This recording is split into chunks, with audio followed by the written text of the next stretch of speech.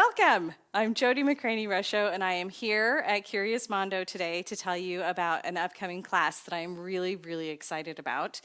We'll be doing a combination of fiber and glass. And I know you're thinking, what? Fiber in the kiln? No! But no, not really.